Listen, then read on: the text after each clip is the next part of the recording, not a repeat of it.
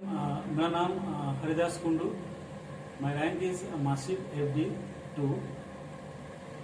I am belong to 322 flight, and since May 2018 I am working for this flight only.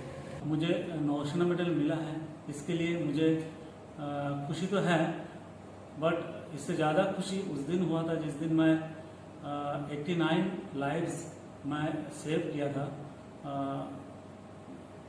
at Haloli village, which is in Karnataka. On 8 अगस्त हमें एक message मिला कि कर्नाटका में flood आया हुआ है and उसमें बहुत सारे लोग फंसे हुए हैं. तो हमें तुरंत ऑर्डर मिला यहाँ से टेक ऑफ करने के लिए. तो हम जल्दी से एयरक्राफ्ट रेडी करके टेक ऑफ किया एंड हम बेलगांव एयरपोर्ट में लैंड किया. उसके बाद रिफ्यूलिंग करने के बाद तुरंत हम ऑपरेशन में चले गए जहाँ पे फ्लड अकर हुआ था. तो जैसे ही हम पहुँचे देखे बहुत सारे जो 2 स्टोरी 3 स्टोरी बिल्डिंग हैं वो पानी के नीचे चला गया. तो हमने तुरंत जहाँ से लोगों को सेव कर सके तो उनको सेव किया एंड वापस बेलगांव एयरपोर्ट में उनको पहुंचाया. ऐसे हम 2-3 बार करके पहले दिन ही हमने अप्रोक्सीमेट 40 लाइव्स हमने सेव किया था. उसके बाद हम वहाँ से चले गए and next day early morning हमें एक मैसेज मिला है कि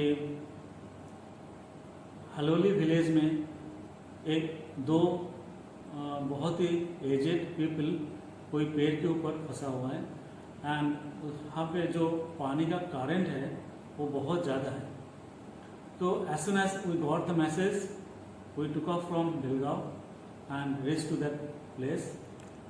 we search and after 15 minutes search we find out that place. There we see 2 aged person is climbing the tree and they are saving their lives. Last news was they are on top of the tree for 3 to 4 days. Anyhow they are surviving. देखने के बाद उस जगह का जो situation था, जो garden था वो अराउंड 5 to 10 feet हाई था एंड उसका जो जहाँ पे ट्री टॉप में वो लोग फंसे हुए थे उसके just 5 metre away from their place there is a high tension cable. So जो मिशन था वो बहुत ही चैलेंजिंग था. एयरक्राफ्ट को वहाँ पे होवर करके लोगों को सर्वाइव कराना बहुत ही मुश्किल काम था. तो मुझे एज ए रेस्क्यूअर मुझे जाके उनको बचा के लेके आना था.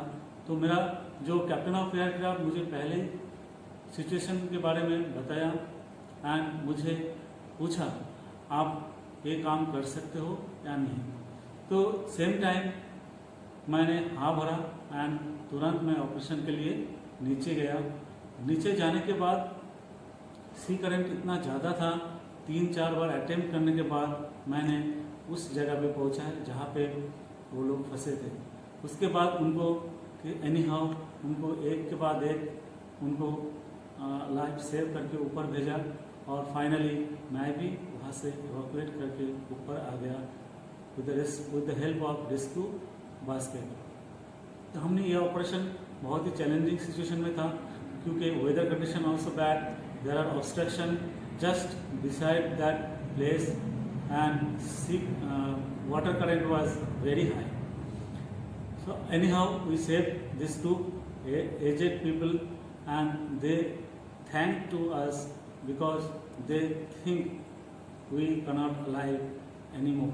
So but they survived, we gave them another life, so they thankful for that only, but it is our duty to save the people.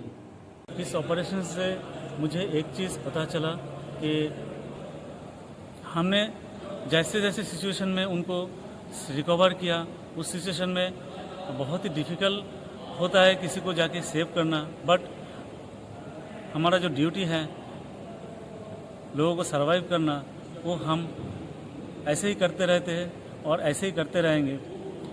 इससे पहले भी एक ऑपरेशन हुआ था जो केरल में हुआ था, त्रिवेंद्रम में। दैट ऑपरेशन नेम वाज ओखी। ओखी के टाइम में बहुत सारे फिशरमैन जो हैं वो पानी में फंस गए थे, उनका बोट कैप्साइज हो गया था अराउंड 200 और मोर। तो उस टाइम में भी हमें ऐसे ही क्विक रिएक्शन के लिए बोला गया था एंड हम कोचिंस गरुड़ा INS गरुड़ा से हम जाके त्रिवेंद्रम में रेस्क्यू ऑपरेशन किए थे। उस टाइम में भी हमने बहुत सारे लोगों का जान बचाए थे। जो हुआ था त्रिवेंद्रम से around 40 kilometre away from the coast line. उस टाइम में भी पानी का जो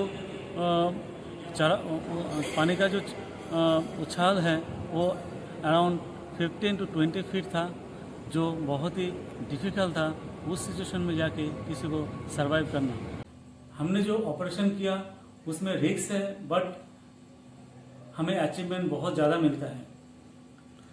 इंडियन नेवी से हम एज ए रेस्क्यू डाइवर हम रिप्रेजेंट करते हैं। कोई भी सिचुएशन हो, कोई भी वेदर कंडीशन हो, कोई भी रिस्क हो, हम लेने के लिए तैयार रहते हैं। हम ओनली फाइटिंग फोर्स नहीं है, फाइट भी हम करते हैं बट हम रेस्क्यू भी करते हैं। मैं ये आश्वासन देना चाहता हूँ जो हमारे आसपास के जितने भी लोग हैं, कभी भी कोई भी प्रॉब्लम हो, कोई भी इमरजेंसी हो, अगर नेवी आपके पास है, आपके पास रहेगा और आपके साथ हमेशा रहेगा। जय हिंद।